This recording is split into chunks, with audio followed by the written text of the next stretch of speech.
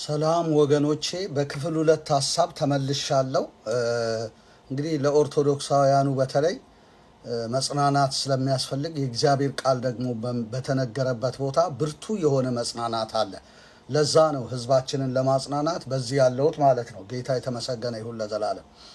ስለዚህ አንድ ሐሳብ አንስቼ ነበረ። ያም ሐሳብ ምንድነው?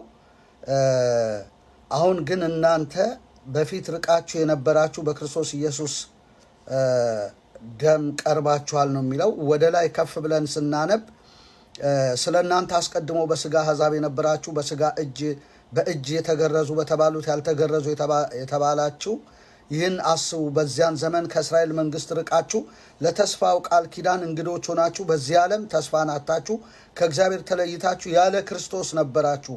አሁን ግን እናንተ በፊት ርቃችሁ የነበራችሁ በክርስቶስ አሁን ግን እናንተ ርቃችሁ የነበራችሁ በክርስቶስ ኢየሱስ ሆናችሁ በክርስቶስ ደም ቀርባችኋል።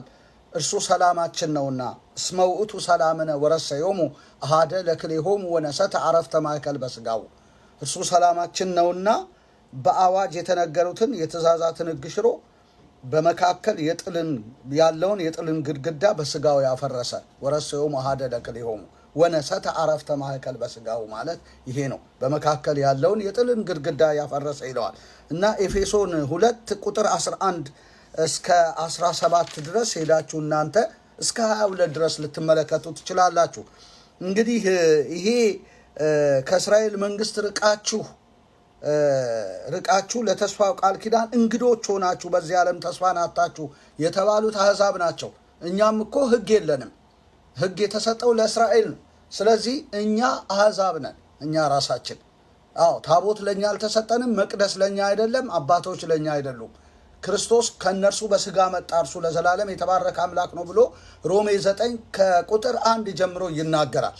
እና ሕግም የመቅደስም ስርዓት የተስፋው ቃላት ለእስራኤል የተሰጠ እንጂ ከእስራኤል ውጭ ለማንኛውም ማህበረሰብ ወይም ህብረተሰብ አልተሰጠም። ስለዚህ እኛ ከአሕዛብ አንደኞቹ ነን፣ እኛ ኢትዮጵያውያን ማለት ነው። ስለዚህ በዚህ ዓለም ተስፋ ያጣነን፣ ከእስራኤል መንግስት የራቅነን፣ ተስፋ አጥታችሁ ከእግዚአብሔር ተለይታችሁ ያለ ክርስቶስ ነበራችሁ ነው የሚለው። ተስፋ ማጣት አንዱ ነገር ነው። ከእግዚአብሔር መለየት ደግሞ ሌላ ነገር ነው። ከእግዚአብሔር ተለይታችሁ ማለት እኮ ጊዜያዊ መለየት አይደለም። ሰው እኮ ጊዜያዊ ከወንድም ከእህቱ እንኳን ሲለያይ እንዴት ስቅስቅ ብሎ እንደሚያለቅስ እኔ ለእናንተ ልነግር አልችልም።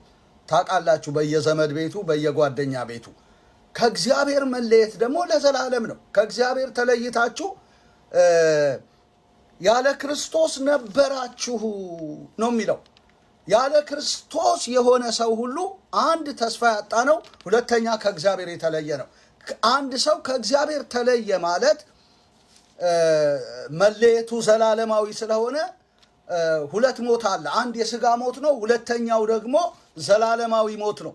ሰው ከእግዚአብሔር ከተለየ ክርስቶስን አጥቶ ያለ ክርስቶስ ሆኖ ከእግዚአብሔር ከተለየ ዘላለማዊ ሞት ነው የሚሞተው። በሁለተኛው ሞት ጭምር ምን ያለ ነው? የተጎዳ ነው።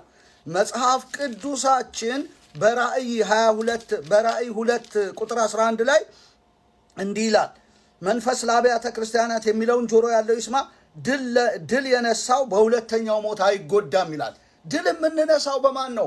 በኢየሱስ ነው። ያለ ክርስቶስ ከሆንን ይህንን ሁለተኛው ሞት ድል ልንነሳ አንችልም። በክርስቶስ ካንቀላፋን ግን፣ ክርስቶስን አምነን ካንቀላፋን ግን እግዚአብሔር በተሰሎንቄ 4 ላይ እንደሚናገረው ከክርስቶስ ጋር ያመጣናል ብሎ ይናገራል። እና ከክርስቶስ ጋር ማንቀላፋት በጣም መልካም ነው ወዳጆቼ። ድል ነሺ ህይወት እናገኛለን ማለት ነው። ሞትን ድል ነስተን በሁለተኛው ሞት አንጎዳም ማለት ነው። ስለዚህ ያለ ክርስቶስ ከሆንን ግን ሁለት ሞት ነው የምንሞተው። አንድ የሥጋ ሞት፣ ሁለተኛ ደግሞ ዘላለማዊ ሞት እንሞታለን። በሁለተኛው ሞት እንጎዳለን ማለት ነው። ስለዚህ ያለ ክርስቶስ መሆንና ተስፋ አጥቶ ያለ ክርስቶስ መሆን በጣም በጣም አሳዛኝ ነው። ያለ ክርስቶስ ሆነን ተስፋ አጥተን ነጠላ ብንለብስ ባህል አክባሪ ነን፣ ሃይማኖት አክባሪ ነን ብለን ነጠላ ነጫጭ ልብስ የለበሰ ነው እንግዲህ እዛ ማርያም ቤተ ክርስቲያን ምንጃር ያየነው ህዝብ ነጫጭ ልብስ ያማረ ልብስ በየበዓሉ ስንሄድ ነጫጭ ልብስ ያለ ክርስቶስ ሆነን ተስፋ አተን ነጫጭ ልብስ ብንለብስ ወዳጆች ይሄ ነጫጭ ልብስ በምንሞት ጊዜ ከኛ ተለይቶ ለድሃ ነው የሚሰጠው። ራቁታችንን እንደመጣን ራቁታችንን ነው የምንሄደው። ነጩ ልብስ ሊያስጥለን አይችልም። የሚያስጥለን ልብስ ልንገራችሁ ወዳጆች ሆይ እውነተኛውን የእግዚአብሔርን ቃል ከክርስቶስ ጋር ሆነን በሁለተኛው ሞት በማንጎዳበት ጊዜ ያ ክርስቶስ ነጭ ልብስ ያለብሰናል። ጊዜያዊ ልብስ አይደለም። አሁን ፈትል የሚፈትሉ ሸማኔዎች ያለበሱን ወይም በገንዘባችን ገዝተን የለበስነው ነጭ ልብስ ሳይሆን ከኛ ተለይቶ ለድሃ የሚሰጠው ልብስ ሳይሆን በሞትን ጊዜ ዘላለማዊ ልብስ ከኛ ጋር ለዘላለም በአብ ፊት የሚያኖረን በክብር የሚያኖረንን ነጩን ልብስ እንለብሳለን። ታዲያ አይሻልም ወዳጆቼ? ከክርስቶስ ጋር ሆነ ነጩን ልብስ ብንለብስ አይሻልም ነው? በጊዜያዊ ልብስ ሸማኔ መወርወሪያ በወረወረውና ባዘጋጀው ባደራው ልብስ ተጊጠን ያለ ክርስቶስ ሆነን ወደ ሲኦልና ወደ መቃብር ከምንወርድ ከክርስቶስ ጋር ሆነን ተስፋ አግኝተን ነጩን ልብስ ብንለብስ አይሻልም? ነጩን ልብስ ስለለበሱ ሰዎች እኮ መጽሐፍ ሲናገር ምን ይላል መሰላችሁ? ክብር ለእግዚአብሔር ለአምላካችን ይሁን። ራእይ ምዕራፍ 7 ቁጥር 13 ጀምሮ ከሽማግሌዎች አንዱ ተመልሶ እነዚህ ይላል ነጩን ልብስ የለበሱ እነማን ናቸው? ከወዴትስ መጡ አለኝ። እኔም ጌታ ሆይ አንተ ታውቃለህ አልሁት። አለኝም እነዚህ ከታላቁ መከራ የመጡ ልብሳቸውን አጥበው በበጉ ደም አነጹ። ምን ለመሆን? ተስፋ ለማግኘት፣ በክርስቶስ ለመሆን፣ ከእግዚአብሔር ላለመለየት፣ ከዘላለማዊ ሞት ለማምለጥ ልብሳቸውን አጥበው በበጉ ደም አነጹ ይላል። አነጹ።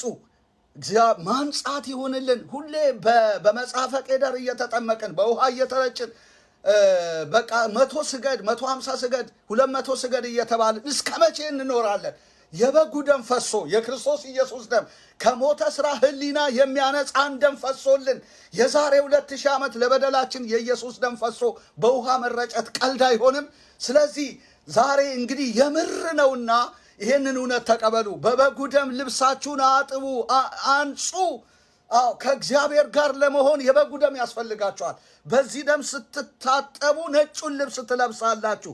ልብሳቸውን አነጹ ይላል። ስለዚህ በእግዚአብሔር ዙፋን ፊት ሌሊትና ቀን በመቅደስ ያመልኩታል። በየትኛው? በላይኛው መቅደስ ያመልኩታል። በዙፋኑ ላይ የተቀመጠው በእነርሱም ላይ ያድርባቸዋል። ከእንግዲህ ወዲህ አይራቡም፣ ከእንግዲህ ወዲህ አይጠሙም። የፀሐይ ትኩሳት ሁሉ ከቶ አይወርድባቸው። በዙፋኑ መካከል ያለው በጉ እረኛቸው ይሆናልና ወደ ሕይወት ምንጭ ይመራቸዋልና እግዚአብሔርም እንባዎችን ሁሉ ከዓይናቸው ያብሳል። አያችሁ፣ ነጩን ልብስ ስትለብሱ እግዚአብሔር ወደ ሕይወት ይመራል። እንባን ሁሉ ከዓይን ያብሳል። ሌሊትና ቀን አንራብም፣ አንጠማም። እግዚአብሔር የተመሰገነ ይሁን። በዙፋኑ ላይ የተቀመጠው በእኛ ላይ ያድራል። ከእንግዲህ ወዲህ አንራብም፣ አንጠማም እያለ ይናገራል።